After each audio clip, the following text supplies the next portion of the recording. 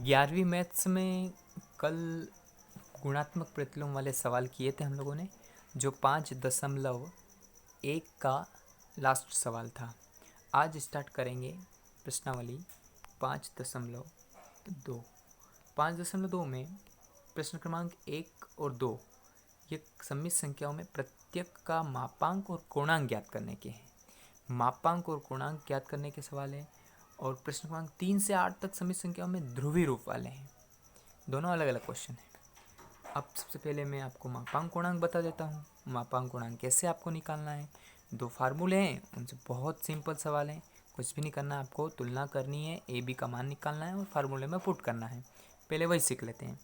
Book का जिन लोगों ने पूछा है मैं उनको बता दूं कि बुक आपको NCERT की ही खरीदनी है, जिससे हम क्वेश्चन कर रहे हैं। ये क्वेश्चन आराम से बुक मिल रही है, मार्केट में अवेलेबल है, वो मिल जाएगी आपको। आगे बढ़ते हैं। मापांक का फार्मूला होता है, इसको आर से इंडिकेट करते हैं। आर इसका संकेत है। आर वैसे मापांक को मॉडुलस कहते हैं। मापांक आर इक्वल टू फार्मूला होता है रूट में a² + b², यानी कि ए की वैल्यू रखेंगे, बी की रखेंगे तो आंसर हो जाएंगे। और कोणांक होता है tan थीटा बराबर b/a। यहाँ बी की रखो, ए की रखो, आंसर आ जाएंगे। बस इतना सा काम है, आपको इतना ही करना है। क्वेश्चन नंबर फर्स्ट जो है उसमें पहला क्वेश्चन क्या है यहाँ पर देखते हैं हम। -1 और माइनस का i√3 ऐसा क्वेश्चन है। यहाँ पर z = -1 - i√3। तो पहले क्वेश्चन को हल करते हैं। यहाँ पर 2 फार्मूले आपको अच्छे से याद हो जाने चाहिए। ये दोनों फार्मूले अच्छे से आप याद कर लें। अब प्रश्न क्रमांक 1 देखते हैं। z = -1 - i√3। माइनस का 1 है और माइनस का i√3 है। तो ये क्वेश्चन है। सबसे पहले हम लिखेंगे दिया है मैं z = -1 - i√3।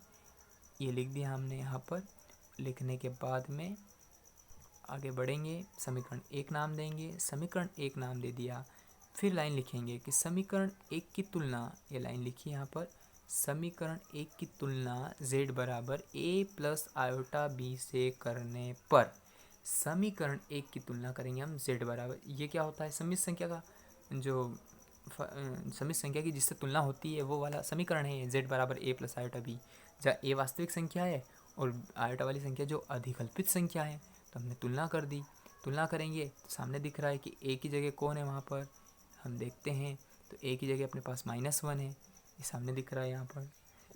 a का मान -1, b का मान वो लिखना है जो आयोटा के साथ हो। आयोटा को नहीं लिखना है, आयोटा तो तुलना कर रहे हैं। तो आयोटा यहाँ भी, आयोटा यहाँ भी है, वो नहीं लिखाएगा। क्या बचा, -√3। तो b की वैल्यू -√3 ये लिखेंगे। अब आगे बढ़ें। ए की वैल्यू हो गई, बी की हो गई, यहाँ पर माइनस लगाएं आप, माइनस रहेगा। मापांक निकालना है और कोणांक निकालना है। मापांक का फार्मूला होता है r = रूट में a² + b² होता है। तो लिख दिया हमने रूट में a² + b²। a की वैल्यू -1 लिख दी। b की वैल्यू आप यहाँ माइनस ज़रूर लगाएं, यहाँ थोड़ी मिस्टेक है, यहाँ माइनस लगेगा। माइनस का √3 का स्क्वायर, हालांकि अगले स्टेप में से हो जाएगा क्योंकि माइनस का स्क्वायर करते हैं तो प्लस हो जाता है। तो आप ज़रूर लगाएं, यहाँ पर माइनस लगाए और यहाँ पर भी माइनस लगाए। अब r = लिखा, इस -1 का स्क्वायर कितना होता है, 1 होता है।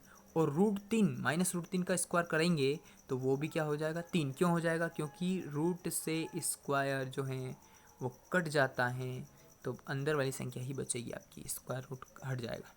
तो 3 और 1 कितने होते हैं भैया, 4 होते हैं। तो 4 हो गए और रूट के 4 हैं तो √4 बाहर आते हैं तो 2 बन जाते हैं।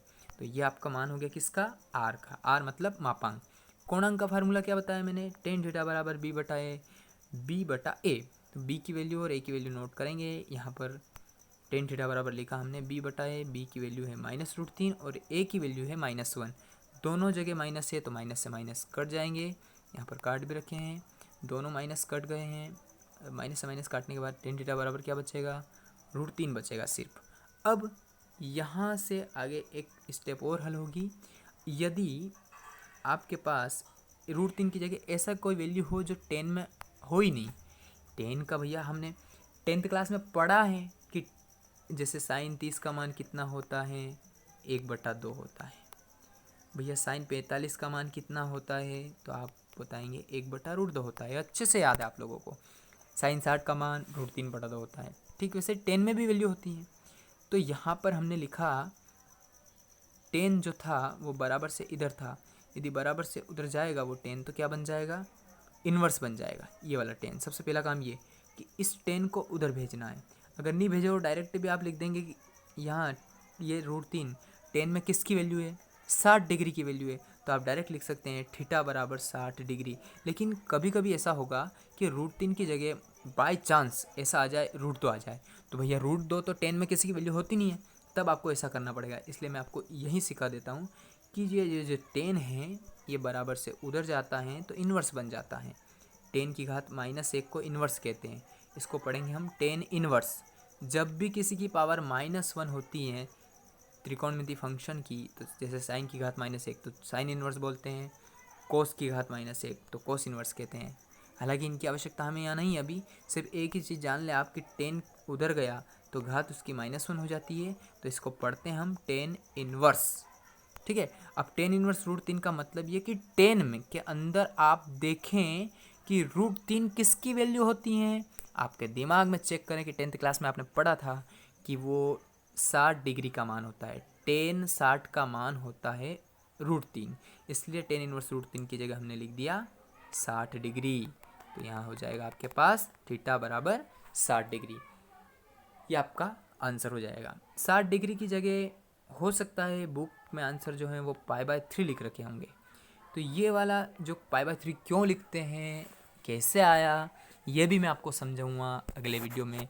जब हमारी ज़रूरत पड़ेगी ध्रुवीय रूप में इसकी ज़रूरत पड़ सकती है ज़्यादातर, तो वहाँ आपको समझाना ज़रूरी हो जाएगा कि π/3 को 60 या 60 को π/3 कैसे लिखते हैं, तो वो मैं आपको बता दूंगा। तो बहुत सिंपल है सवाल, कुछ भी नहीं करना, आपको दो फार्मूले याद करने हैं। r बराबर √a² + b² जो हो जाएगा मापांक का, और टेन थीटा बराबर b/a हो जाएगा कोणांक का। तो मैं 2-3 सवाल और दूंगा आपको, इसके अलावा भी सवाल हैं।